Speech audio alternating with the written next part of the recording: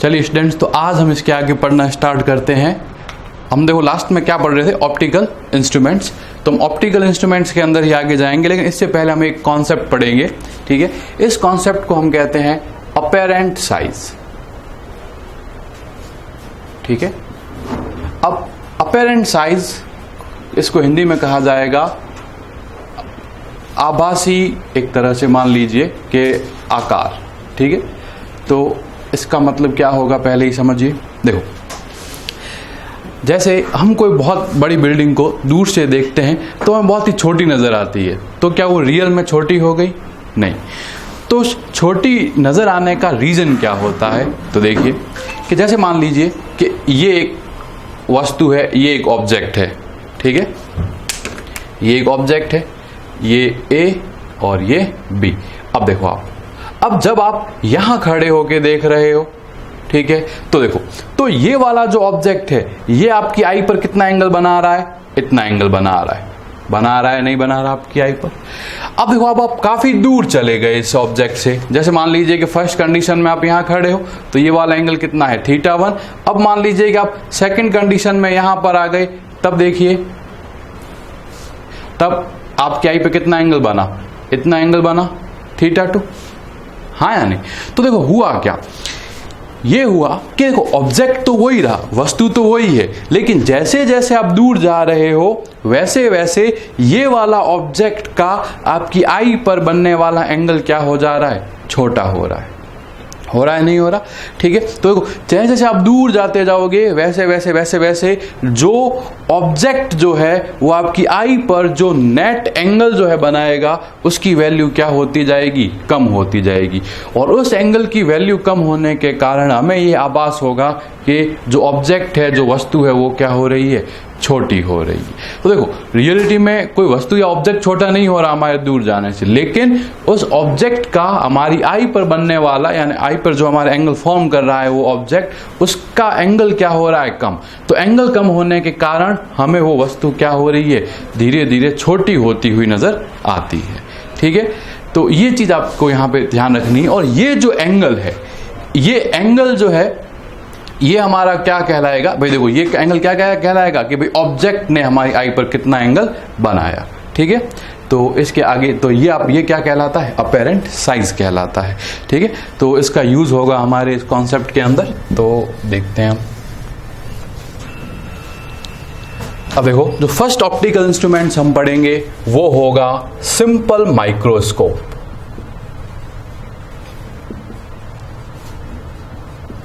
यानी कि सरल सूक्ष्मदर्शी। ठीक है, तो देखो, सरल सूक्ष्मदर्शी क्या होता है? तो सरल सूक्ष्मदर्शी एक तरह से जो अवतल लेंस है उसका एक टुकड़ा होता है। अवतल लेंस का, यानी कि कॉन्वेक्स लेंस का एक पीस, यानी अवतल लेंस का एक टुकड़ा जो है वो क्या कहलाता है? सिंपल माइक्रोस्कोप कहलाता है। और इसका जो देखो, सबसे पहले स्ट्रक्चर आप इसकी याद रखोगे, यानी कि इसकी जो संरचना है, संरचना इसकी कुछ भी नहीं होती। संरचना में सिर्फ और सिर्फ क्या होता है?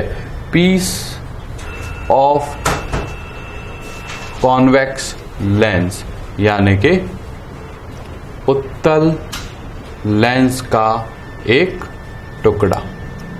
मतलब छोटा एक उत्तल लेंस होगा जो आपके ज्योमेट्री बॉक्स के अंदर आता है, तो वो क्या कहलाता है? सिंपल माइक्रोस्कोप कहलाता है।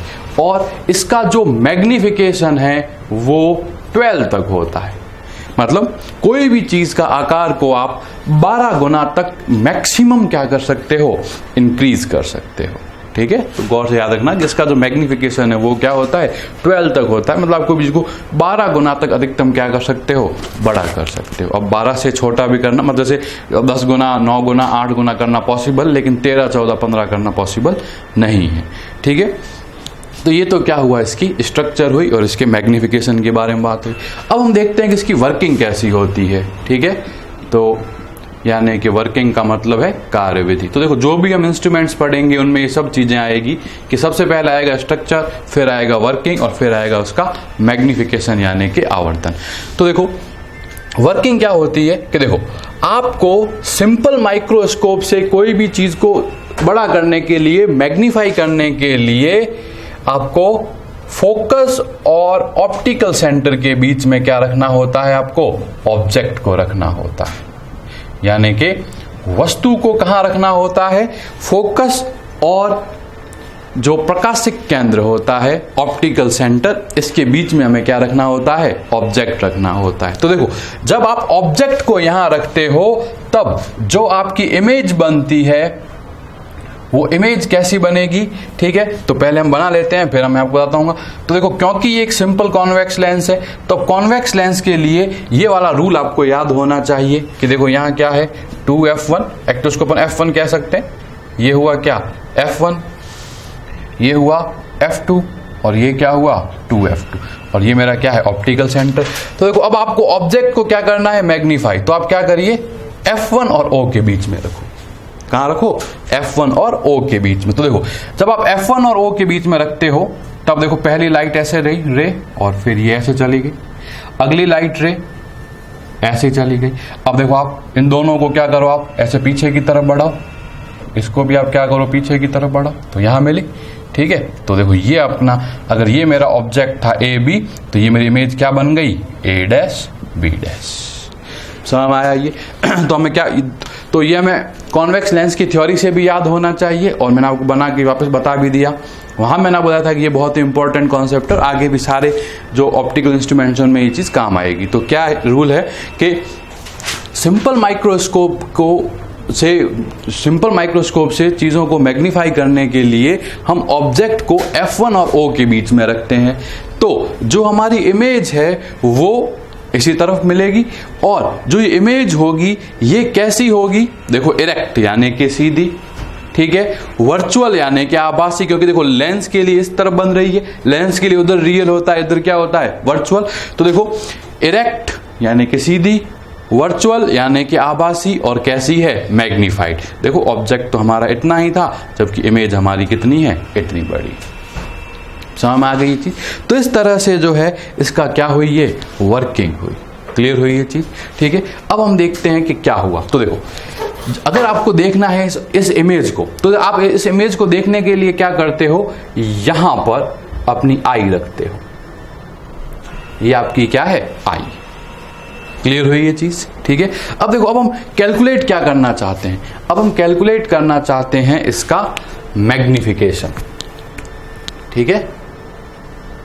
तो मैग्निफिकेशन यानी कि आवर्धन, ठीक है। तो देखो, मैग्निफिकेशन यानी आवर्धन का यहां क्या मतलब होगा, तो देखो यहां पर जो है हम वो नॉर्मल वाला मैग्निफिकेशन यानी कि size of image upon size of object वाला फॉर्मूला नहीं लगाएंगे, यहां पर हम एंगुलर मैग्निफिकेशन निकालेंगे। देखो, ये जो थीटा है, एम थीटा क्या रिप्रेजेंट करता है, एंगुलर मैग्निफिकेशन यानी कि कोणीय आवर्धन,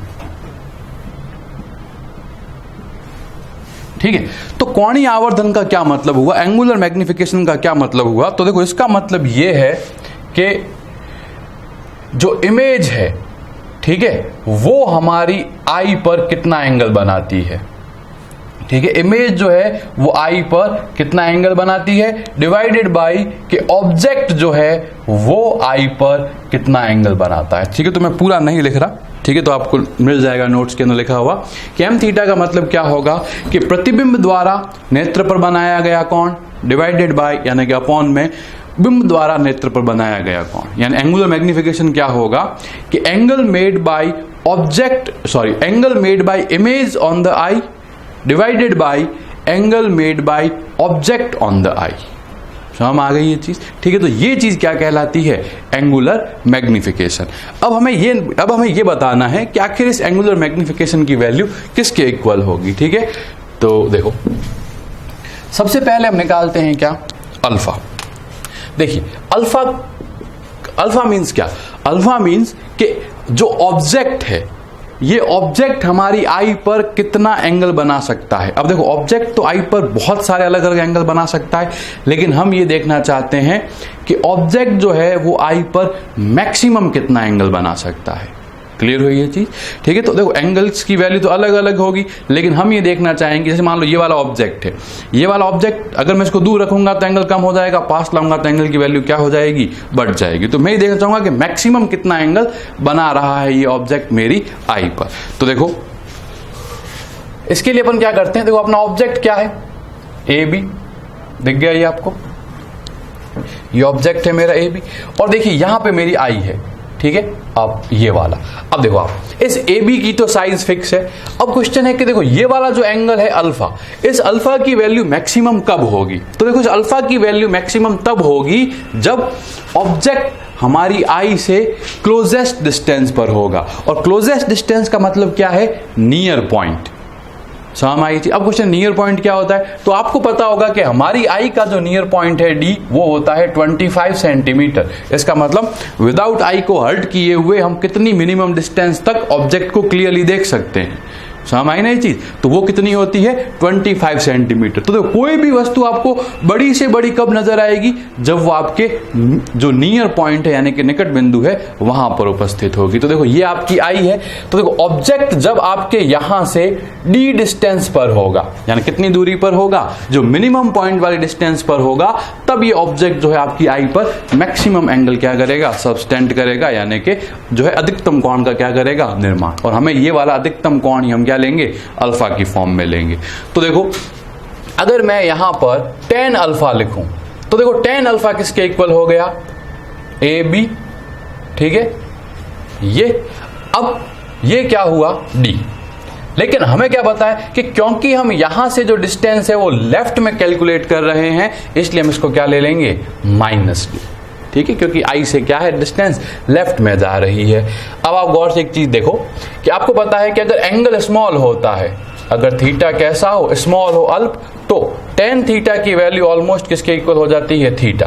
तो देखो tan अल्फा किसके इक्वल हो जाएगा, अल्फा के, जो किसके इक्वल हुआ, A B upon minus D, ठीक है। तो देखो ये अल्फा क्या आ गया कि ऑब्जेक्ट जो है वो आई पर कितना एंगल बनाता है, ऑब्जेक्ट जो है वो आई पर कितना एंगल बना रहा है, वो क्या आ गई, ये वाली चीज आ गई, अल्फा।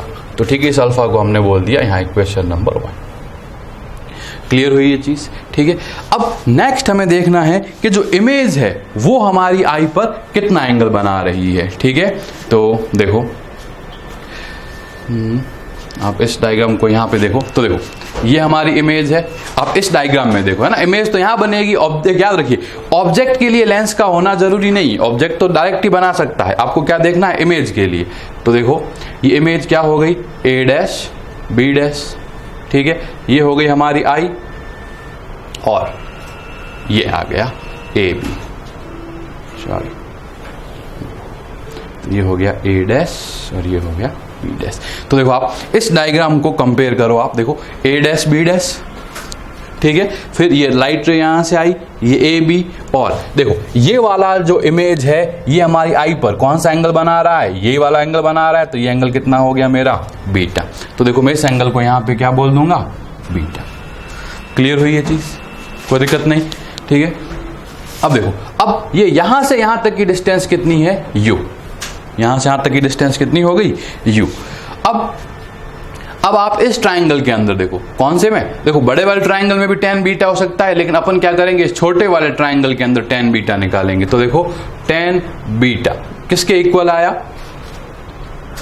ए बी, हाँ यानी ए बी अपॉन, देखो इधर की तरफ है तो ये क्या ले लेंगे इसको अपन, माइनस यू। और आपको पता है क्योंकि एंगल स्मॉल है तो बीटा किसके इक्वल हो जाएगा, A B upon minus U. तो यहां तक आपको ये बात समझ में आई कि क्या हुआ, ठीक है। तो देखो अपन ने क्या निकाल दिया, अल्फा और बीटा। अब क्वेश्चन है कि बीटा क्या है, तो बीटा है कि हमारा जो बीटा क्या है कि इमेज ने हमारी आई पर कितना एंगल बनाया, और अल्फा क्या है कि ऑब्जेक्ट ने हमारी आई पर कितना एंगल बनाया। तो देखो हमने अल्फा भी निकाल दिया और हमने बीटा भी निकाल दिया। अब हम क्या करते हैं कि मैग्निफिकेशन कैलकुलेट करते हैं, ठीक है। तो अब हम देखते हैं कि एम थीटा यानी कि मैग्निफिकेशन की क्या वैल्यू होगी। तो देखो मैग्निफिकेशन की वैल्यू क्या है, बीटा अपॉन अल्फा, यानी कि angle made by image on eye divided by angle made by object on the eye. तो देखो एम थीटा क्या हुआ, beta, beta is what, a B upon minus का यू हो गया। अब इसको किससे डिवाइड करना है, ए बी अपॉन माइनस का डी। तो ए बी से ए बी कैंसिल हो गया, माइनस से माइनस, तो ये कितना आ गया, डी अपॉन यू। ठीक है, तो देखो अब क्या पता चल रहा है हमें कि देखो जो भी सिंपल माइक्रोस्कोप होता है यानी कि सरल सूक्ष्मदर्शी होता है, उसका जो मैग्निफिकेशन है वो क्या होता है, डी अपॉन यू। ठीक है, अब डी क्या है, डी तो फिक्स है 25 सेंटीमीटर, और यू क्या है, यू वो वाली वैल्यू है जहां पर आपने ऑब्जेक्ट और लेंस के बीच की डिस्टेंस। ठीक है, तो जब आपने मैग्नीफाई करने के लिए किसी भी ऑब्जेक्ट को लेंस के सामने रखा, तो लेंस और ऑब्जेक्ट के बीच की जो डिस्टेंस होगी वो क्या है, यू, उस पर डिपेंड करेगा। क्लियर हुई ये चीज? तो ये एक बहुत इंपॉर्टेंट चीज है कि इन चीजों पर डिपेंड करता है। ठीक है, अब हम देखते हैं कुछ स्पेशल केस। तो ये चीज आपको समझ में आ गई यहां तक कि मैग्निफिकेशन की कितनी वैल्यू हुई, डी अपॉन यू। तो डी तो नियर पॉइंट हुआ, यू क्या हुआ, ऑब्जेक्ट और लेंस के बीच की डिस्टेंस। अब देखो यहां पर क्या है कि दो अलग अलग केस होते हैं, और सारे के सारे दोनों माइक्रोस्कोप के अंदर और टेलीस्कोप में भी हम ये दोनों केस पढ़ेंगे। तो देखो अब हम दो चीजें निकालना चाहते हैं। क्या, फर्स्ट तो हम निकालना चाहते हैं कि एम थीटा की मिनिमम वैल्यू कितनी होती है, और सेकंड हम निकालना चाहते हैं कि एम थीटा की मैक्सिमम वैल्यू कितनी होती है। यानी देखो हमारा मैग्निफिकेशन तो क्या आ गया, देखो हमारा मैग्निफिकेशन क्या आया, डी अपॉन यू, है ना। तो देखो डी तो फिक्स है, अब यू क्या होता रहेगा, वेरी होता रहेगा। यू क्या है, वेरिएबल है। तो हम ये देखना चाहते हैं कि आखिर कौन से यू के लिए एम थीटा अपनी मिनिमम वैल्यू देगा और कौन से यू के लिए एम थीटा अपनी मैक्सिमम वैल्यू देगा। ठीक है, तो यहां पर आपको ये कॉन्सेप्ट याद रखना होगा कि देखो एम थीटा की मिनिमम वैल्यू तब आएगी जब जो फाइनल इमेज होगी, यानी कि जो आपका अंतिम प्रतिबिंब होगा वो कहां बनेगा, अनंत पर, यानी कि v की वैल्यू क्या होनी चाहिए, इन्फिनिटी।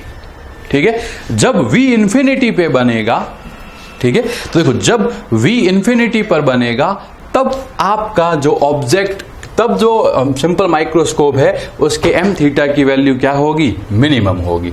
तो देखो जब v इन्फिनिटी है, ठीक है, तो देखो ये हमारा सिंपल माइक्रोस्कोप है। ठीक है, ये डिस्टेंस यहां से यहां तक क्या है हमारी, u। ठीक है, और हमारा जो v है, तो देखो ये इस तरफ ले रहे हैं, तो देखो u की वैल्यू तो क्या हो गई, माइनस का u। ठीक है, और ये यहां से लेके यहां तक v की वैल्यू क्या हो गई, माइनस का इन्फिनिटी। ठीक है, तो ऑब्वियस बात है वर्चुअल इमेज है तो इस तरफ बनेगी, तो आप प्लस इन्फिनिटी या माइनस इन्फिनिटी कुछ भी बोल सकते हो। तो हमें ये बताना है कि क्या रिलेशन होगा। और देखो इस लेंस की फोकल लेंथ क्या है, f, और ये हमें पता है, ये क्या है, इसकी फोकल लेंथ है। तो हमें क्या पता है, 1 upon V minus 1 upon U is equal to 1 upon F. तो देखो ये क्या आया, 1 अपॉन माइनस का इन्फिनिटी माइनस 1 अपॉन माइनस का यू, क्योंकि लेफ्ट की साइड ले रहे हैं, और ये क्या आ गया 1 अपॉन एफ, क्योंकि कॉन्वेक्स लेंस है तो फोकल लेंथ क्या होगी, पॉजिटिव। तो देखो 1 अपॉन यू की वैल्यू क्या आ गई, 1 अपॉन एफ। तो ये तो क्या हो गया, 0, क्योंकि 1 अपॉन इन्फिनिटी हमेशा क्या होता है, 0। तो 0 माइनस माइनस हो गया प्लस, तो प्लस का 1 upon U is equal to 1 upon F. अब देखो एम थीटा की वैल्यू क्या हुई, देखो एम थीटा मिनिमम को मैं क्या लिख सकता हूं, डी इंटू 1 अपॉन यू, क्योंकि देखो ये क्या है, डी अपॉन यू। देखो ये डी अपॉन यू है ना, तो इसको अपन डी इंटू 1 अपॉन यू लिख सकते हैं। अब देखो 1 अपॉन यू की वैल्यू किसके इक्वल है, 1 अपॉन एफ के। तो देखो ये कितना आ गया, डी इंटू 1 अपॉन एफ, यानी ये क्या आ गया, डी अपॉन एफ। तो देखो ये जो डी अपॉन एफ है, ये डी अपॉन एफ क्या है, एम थीटा की मिनिमम वैल्यू है।